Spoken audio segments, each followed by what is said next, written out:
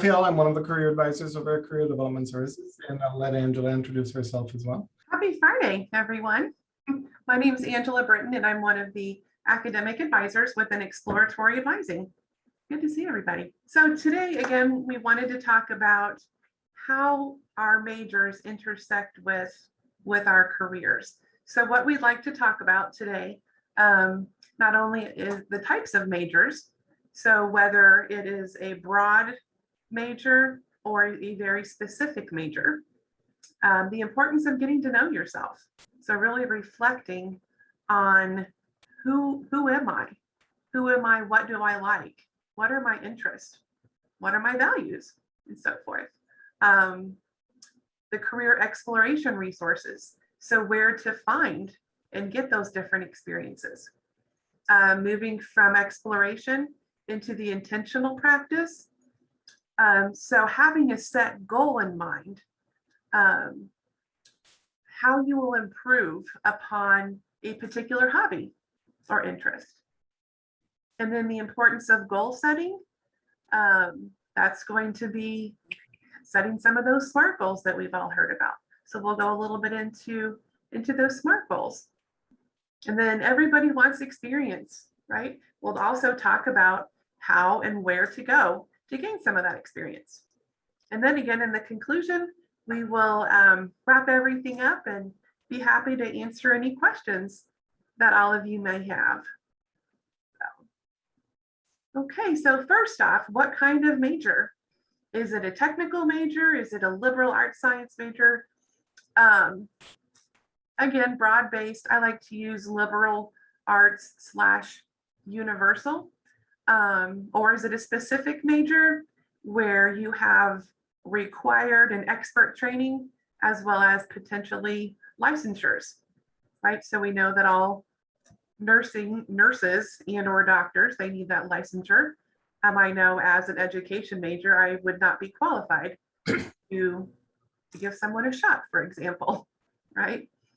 With a liberal arts / universal major, it gives you a broad knowledge, a worldly knowledge, and developing those different transferable skills that you can transfer into absolutely any field, right? So with that being said, there is, does our major necessarily equal our career? Some people might think that I majored in X major, so therefore I have to do the parallel career of what I majored in. Not necessarily. So a lot of times our majors don't necessarily equal our careers. A major, a group of courses that you study in college, right? A career, do we have just one career over our lifetime? No, we have a lot of careers potentially. I think I only know of one person out of the multitude of people that I know that has only had one job or one career over their lifetime. You know, one more than I do. I know of one person. So you'll have a series of different careers in your lifetime, right? Sorry, Angela. In my class, I like to say that majors don't close doors, they open them. So regardless of the major that you're in, it's going to help you develop transferable skills that can be applicable to a variety of different career fields and a variety of different career paths. Absolutely. So regardless if your major or career is technical or universal, there will always be those transferable skills that you have acquired or improved upon that will benefit you down the road, whether you realize it at the time or not. So this next demonstration, our slide is our diamond. How do we feel about our major? How do we feel about our career? What does it require? What types of skills do we have to have in order to be successful in that major and or career? And are you a good fit for the career. I know that I personally, as an undergraduate, when I was in undergraduate school, my undergraduate degree was not a good fit for a nursing program as an education major, right? I was in education and teaching, geography, sociology, psychology. So after I graduated, I was going to utilize my my degree in education. So I substitute taught until the end of the year, and until the end of that school year. I looked for a position through customer service just to get me through for the summer, since there wasn't school during the summer. And I realized when I was in that customer service position that it wasn't a good fit for me based on what my interests were or what my values were. So what does it require? How are we feeling about it? And is it a good fit?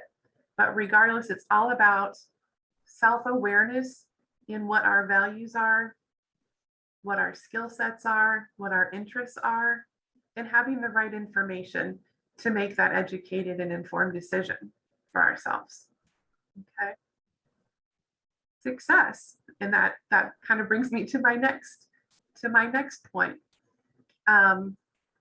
In order for everything to nicely intersect, our interests, our skills, our abilities should always line up. And right where that green arrow was pointing, we could probably even add two more circles in there that all intersect. Our interests, skills, abilities, all of those. In order for us to not only be happy in our major and or career, but also be successful. So what would happen if we were in a career that we were highly qualified for, we were highly skilled, but we just didn't have the interest in it? What happens? We become every day. Be bored every day. Exactly. Or vice versa. What happens if we have all the interest in the world, but we don't yet have that skill set? I actually have a really good example for that one. Yeah, please. The top of my career suggestions in my plan is actually architecture. And really? It was actually a pretty good match because I've been in art all my life. I love art. I love drawing. I love drafting. But to get into architecture school, one of the main things you need is a strong fine arts portfolio. And although I love it, my ability level isn't quite high enough to create the kind of portfolio that architecture schools are looking for. So although I considered it, I ultimately discarded it because there was no way for me to get into one of the schools. So the interest was there, but the abilities didn't quite match. Exactly. I would love to be a performer. I can't sing worth a lick. I can't sing a tune. So again, I'll just do it as a hobby and go to those musicals and sing silently. So other direction. Okay, so part of knowing yourself is knowing what your passions are. And you're going to hear this a lot. You're going to hear a lot of people saying, find your passion, do what you love, and it'll never be work a day in your life. But we need to be careful about how we define that word passion, because there's two ways that you could look at it. So if you look at my definition on the slide, one way could be a strong and barely controllable emotion. So that kind of passion, which is what a lot of people see of as passion, tends to spark very quickly, burn very brightly, and burn out very fast. And that makes it really hard to keep your interest and to develop your abilities throughout your major and as you go into your career. So when we talk about passion, what we really want to look for is something that you have a strong desire or enthusiasm for that is going to maintain your energies up, that's going to fuel that desire to keep improving it, to keep going forward, even when things get hard, even when things get difficult, because they always will. And a little further in the presentation, we're going to talk about some of those stumbling blocks that might prevent you from progressing in a career, and how the fact that you want to be aware of them and how to kind of overcome them. So think about it that way. Passion should be your fuel, and it should be something that the interest is strong but long lasting. So the thing is, passions of that kind don't really just pop up. They develop. And they develop over time and over short exposures multiple times in your life to different topic areas or different areas of work, different areas of study. So how do you develop those passions? Play before you work. In other words, experiment with new things, try new things out. And that's a big part of the college experience, is that experimentation, especially your freshman and sophomore years. Then try things out more than once. Something that you might not like the first time around, as you expose yourself to it more and more often, you might develop a taste for. And Julia Childs is a great example of that. Julia Childs is famous for saying that when she was young, she hated the kitchen. But when she moved to France, and as she started studying French, one of the ways, or two of the French tutors that she had were very into cooking, and they helped her write a cookbook. And the other part that made her really interested in cooking was working with some of those French chefs that had that kind of passion that we're looking for, and kind of infected her with it. So her constant exposure to cooking, because she was working with tutors that were writing a cooking book, helped that passion develop over time through multiple exposures. Be okay with being a beginner and be realistic about things. So you are not going to be perfect at anything that you try when you first try it. So be aware you're going to fail. You're going to have missteps, and you want to move past those and keep trying and keep testing the waters. Try things out more than once, dive deeper into your current interests. So it's really easy to kind of learn the basics of anything. But as we dive deeper into an area of interest, learning more becomes harder. So you want to have that motivation and that discipline to move deeper into areas of interest that you think might later become a career. And look for the purpose. Don't depend just on that interest. So once you hit a certain point, you're going to feel the need to be doing something of value, to be doing something that has a reason for it. So look for that purpose. Why do you want to do what you want to do? Why are you studying the major that you're studying? And out of the careers that you're considering that major might lead to, why do you want to do that? So find your why, and that'll help fuel your passion. Absolutely. Angela, you want to take this one? Pardon me? Do you want to take this one? Sure. How about you and your career? So let's take a moment to reflect here. Why or where are you in that career decision process? Are you kind of at the starting line, just kind of tipping your toes in and starting to think about it? Do you already have that passion, that you know that you're going to have that drive and continue to have that drive? What types of careers and fields are you interested in? A lot of times when I was working with younger students, we would do a rapid fire question. So where do you see yourself? Do you see yourself working in a city or in the country? Do you see yourself working outside or inside? So just the basic questions to start out with. And that kind of formulates where you are and where you might want to be. Where are your current strengths in relation to your intended career?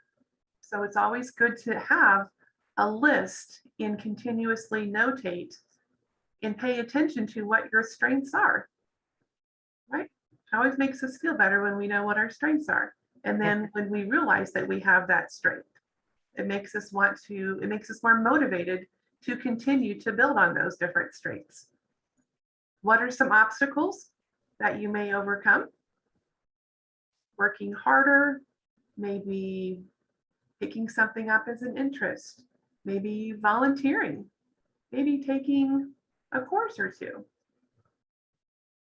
And what are the most important things that you hope your career will provide?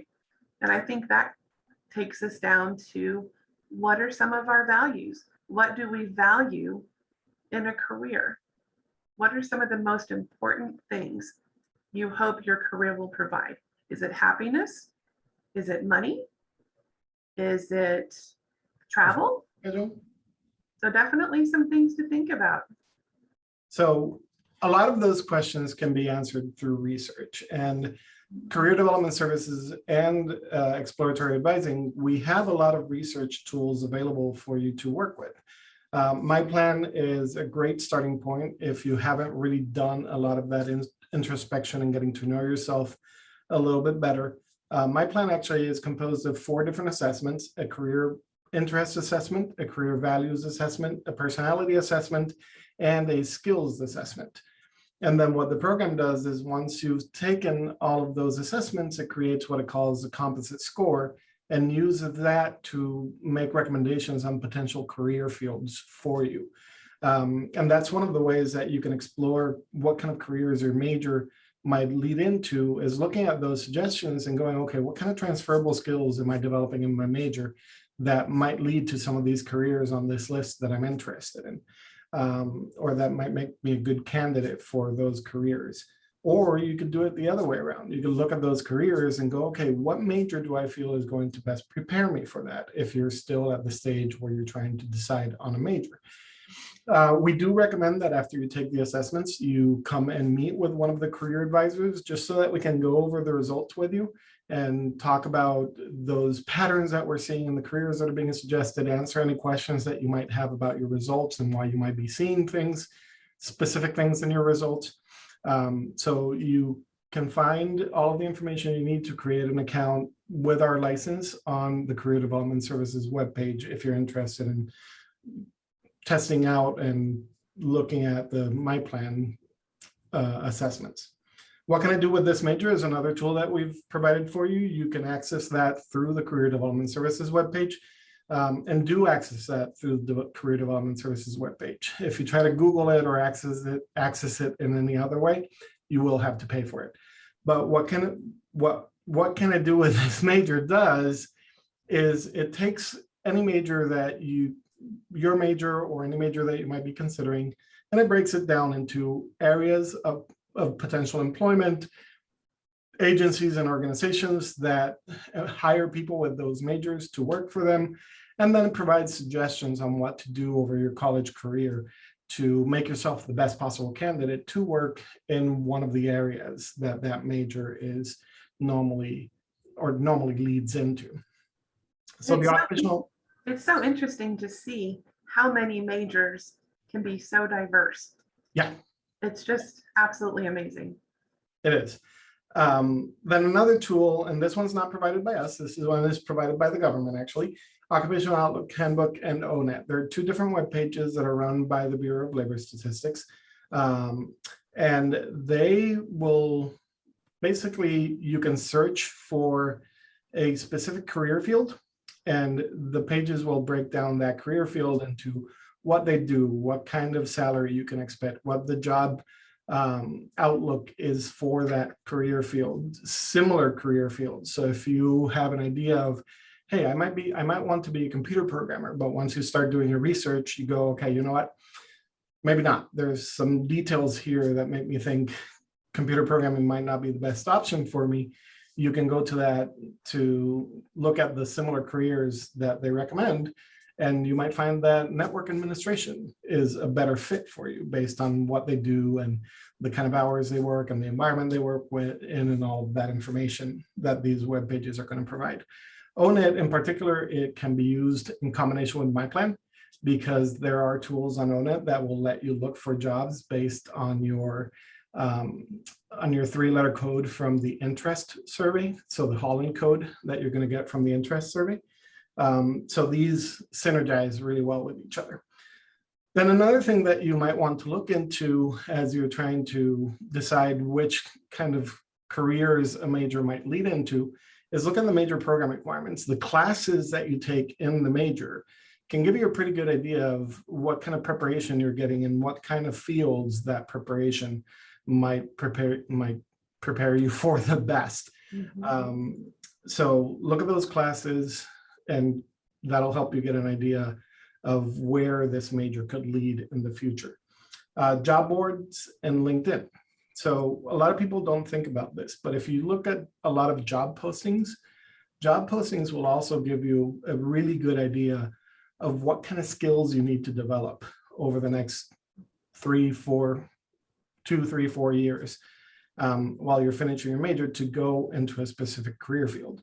The other thing that the job listings and the job postings can be really useful for is getting an idea of what people in that field do, especially in entry-level positions, to see if you're interested, to see if you feel like that would be a job that would help you be happy and a job that you would have a passion for. So really look at those job postings, not just as a mean to identify jobs you want to apply to, but also as a mean to learn more about that industry and about those jobs in particular, to see if your interests and your abilities match those potential careers.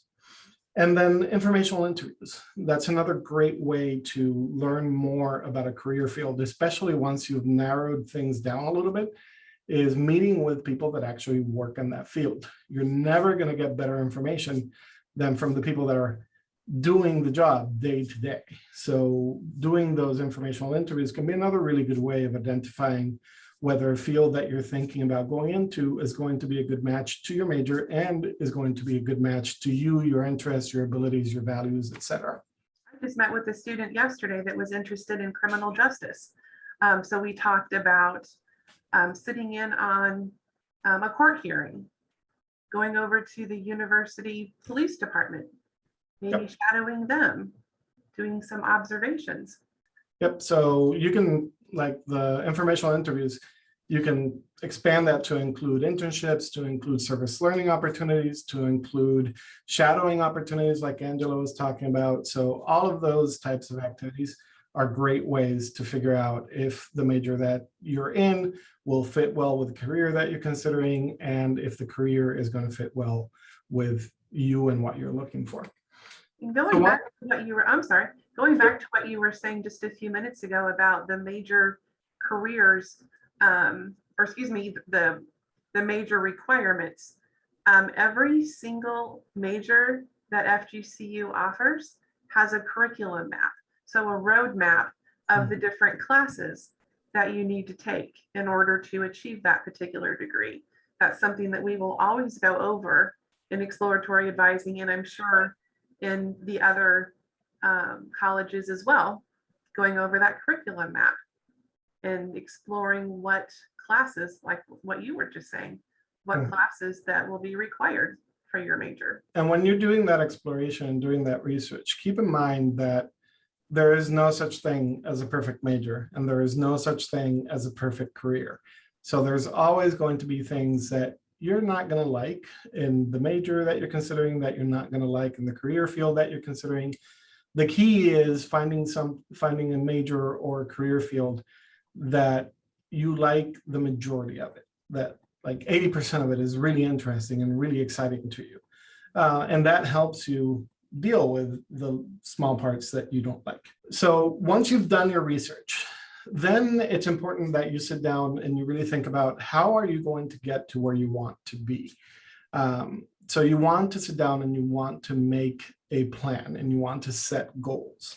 So your goals, when you set your goals, you want to make sure that they're SMART goals. So SMART goals are goals that are specific, that are measurable, that are achievable, that are realistic, and that are timely. So for example, if you set yourself a goal that says that you want to be a CEO of a Fortune 500 companies 5 years after graduation, yeah, that's specific. And yes, it's measurable. We can tell if you've made it to that point or not. Is it achievable or realistic? It could be, but not in that time frame. So the timely piece is the part that's really missing. And then the achievable and the realistic, it depends on the situation. It is achievable and realistic, but it's a really, really high reach. But one of my favorite quotes about goal setting is, if you reach for the stars and you fail, you're going to fail higher than most people achieve. So Good point. don't be afraid to set challenging goals. But just make sure that they're smart, that they're specific, they're measurable, achievable, realistic, and that you have a time frame in which you want to complete that goal and what you should be completing that goal. So, and why do we want to set these? Well, SMART goals are going to help you succeed academically. They're going to help you develop the right skills, because as you set your goals, one of the things that you need to think about is actionable steps that you're going to take to get to that goal. So if you set yourself a goal that you want to be a computer programmer working in the video game industry, then you know that you need to acquire programming skills, probably in C++ and Python and any of the current programming languages, that you need to start doing your own programming and maybe participating in 24-hour contests, game making contests, that you need to start networking and start making connections in that industry, because it's pretty insular industry that can be hard to get into. So as you develop those actionable steps, you know what you need to do and what experiences you need to acquire and what skills you need to develop. So this goal setting process helps you acquire those experiences that you need, on those skills that you need. And then it helps you make the right connections. So you can do that by participating in RSOs, making sure that you get to know your faculty, service learning. You have to complete 80 hours of service learning if you came in as a freshman, 40 if you came in as a transfer. Use them strategically. Use them as part of your SMART goals to help you achieve what you want to achieve. Internships, same thing. Make sure that the internships that you're looking for and that you're securing are internships that are going to progress your progress towards your goals.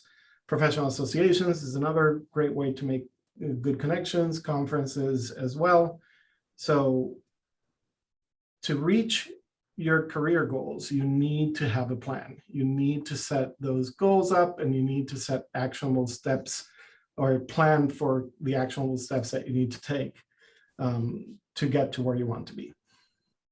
The other thing that we mentioned a little while ago is that learning the basics of any industry, learning the basics of any major is easy. Diving deeper becomes harder, especially the deeper you go, the harder it gets.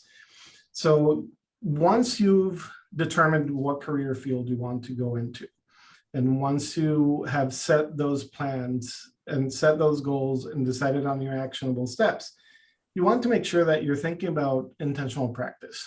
And intentional practice refers to the idea of whenever you do something that is going to help you develop a skill or develop an ability that's going to be necessary for your career field, you want to be doing it in a way that you have a goal in mind on exactly what you want to develop.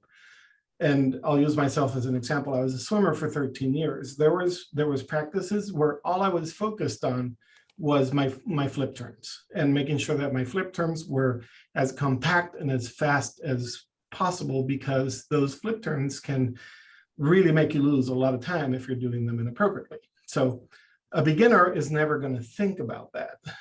But once you get to a certain level of ability, and once you get to a certain level of skill, you need to start thinking about, okay, what are my areas of improvement, and what am I going to do during my practices, or during my workday, or during my service learning experience, to help develop those specific skills that need improvement. So having the passion isn't enough. You need to be perseverant, and you need to practice intentionally to develop those areas of improvement. So, and here's why it's important to engage in intentional practice and to have those goals.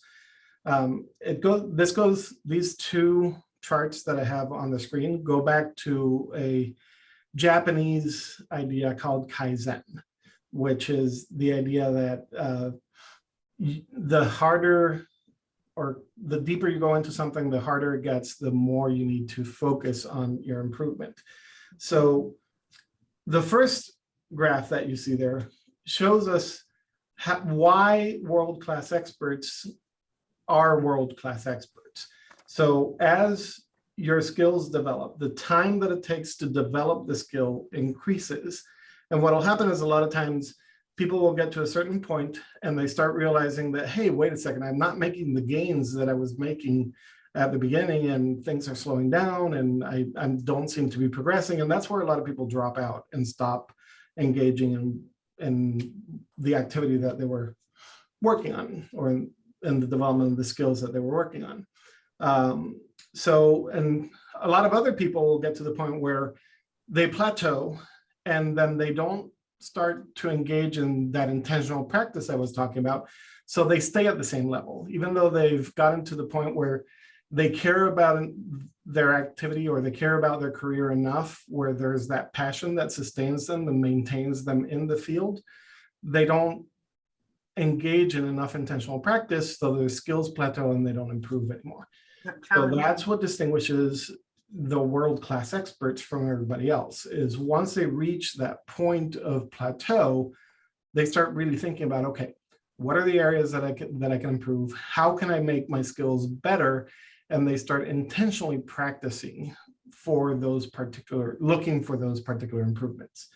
Mm-hmm. The second chart, the challenge versus skills, is a representation of what happens when you have either too much or too little challenge based on your skill level.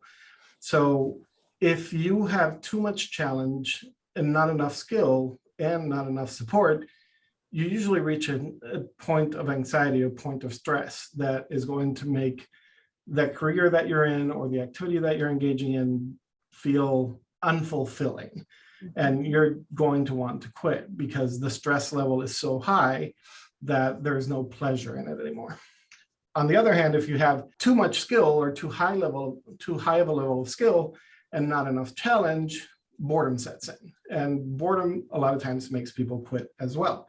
So you want to look for that balance between the challenge and the skill. And especially when it comes to careers, especially at the beginning of your career, when your skills are ramping up pretty quickly, you want to have open communication with your supervisors to let them know, hey, I'm getting to the point where I'm getting a little bit bored. Can I get a little bit more responsibility? Can I have a special project to work on? So that you maintain that level of interest without necessarily going into the anxiety section of that graph. Yeah, asking for those additional challenges, absolutely. So here's the thing. Once you have identified the career path you want to go into, once you have those plans in place, once you've started developing those skills, part of the problem that a lot of people run into when they make that transition from college into the workforce is experience. Everybody wants experience. You want to keep in mind, when people ask for experience, they don't necessarily mean full-time professional experience.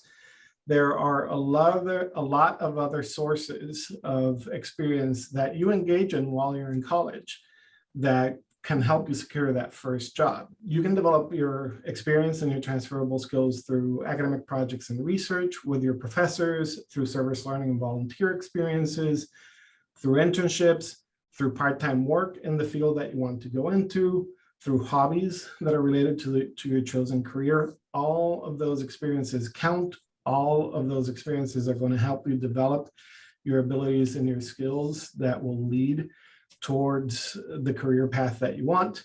So you want to, again, going back to the idea of intentional practice, you want to be intentional in your choices when it comes to all of these, especially during your time here in college, so that you're developing the experience that employers are looking for those entry-level positions. So just a couple of things that we wanted to kind of leave you with, just to keep in mind that majors open doors, just like Raf was saying, they don't close them.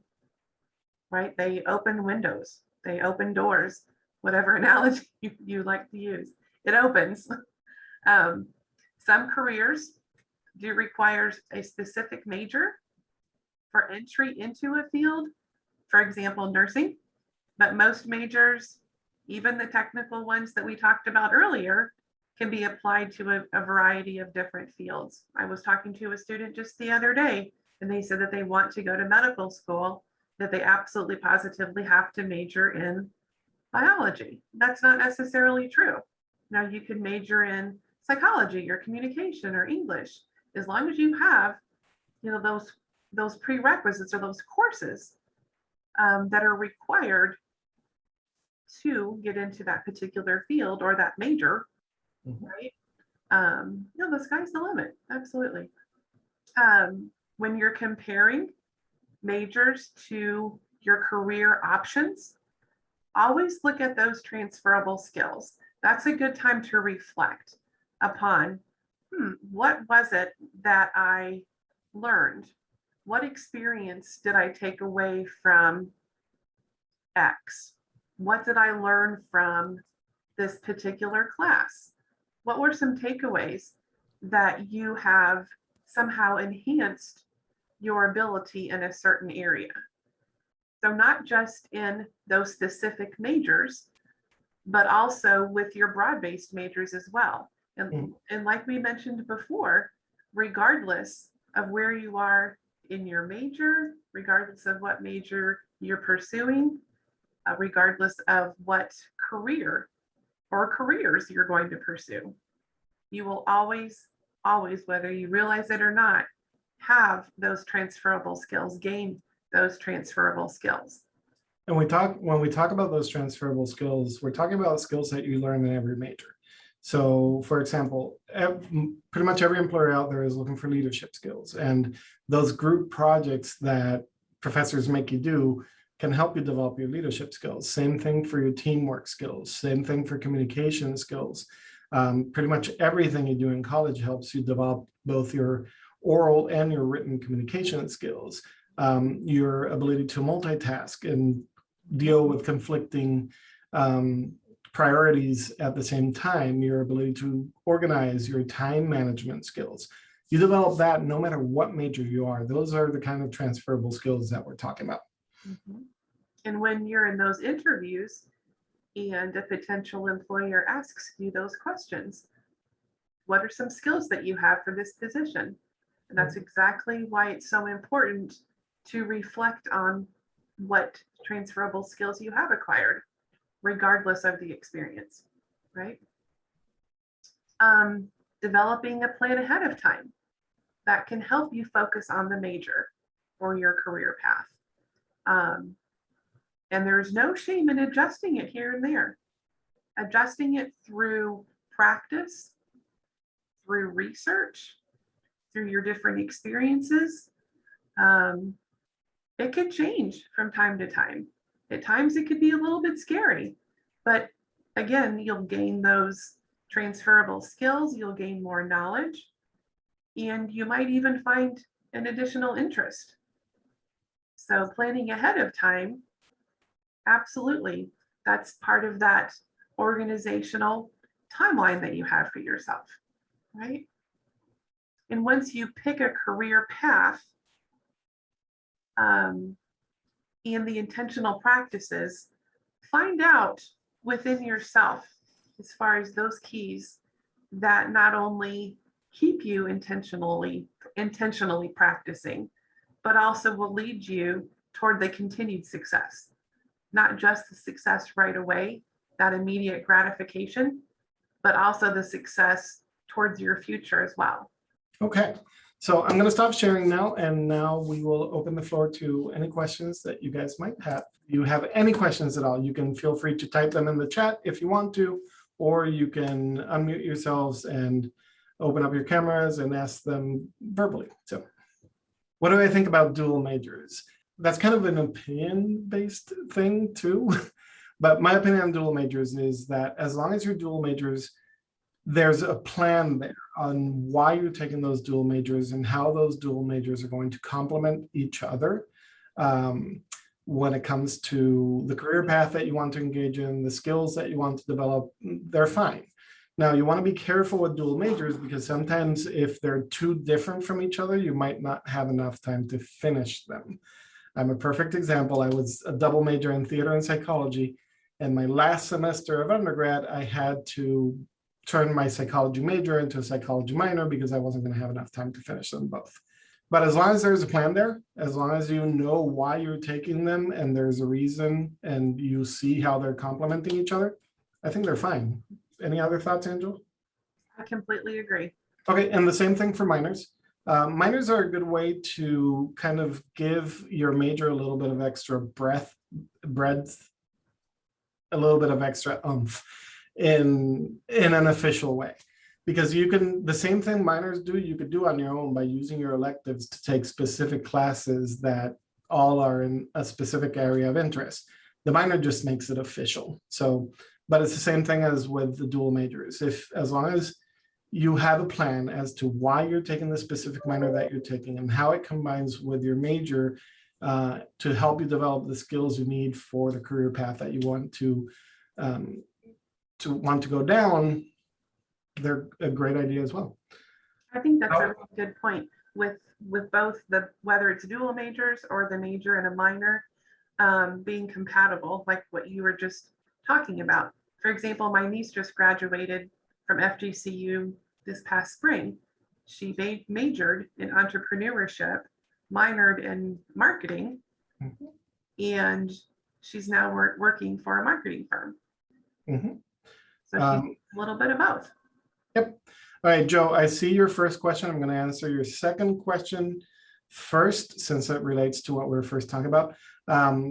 What I mean by you wouldn't complete them in time is my undergrad, just like FGCU, had a credit cap. So I wasn't able to complete my 2 majors in time because if I had tried to finish my psychology major, it would have taken me an extra semester and I would have been over my credit cap. And that's really kind of a financial thing mostly, because credits become much more expensive once you get past that credit cap. So you could finish 2 majors that are very different from each other. You just have to be aware that it's going to take you more than 4 years. And there's a pretty good likelihood that you're going to go over that credit limit. Oh, no, time and years. So the ideal is for you to graduate in 4 years because you're going to save money. You're going to enter the workforce earlier. That's going to improve your earnings over time throughout your lifetime. But that's something that you have to consider personally. So whether you want to take 4 years or whether you want to take longer than that depends on your personal circumstances, your goals, your plan. So we're talking more in terms of credit cap and finances. Those excess credit hours that they talk about. Yep. So your other question, how would you gauge as a junior your interest in a specific job path?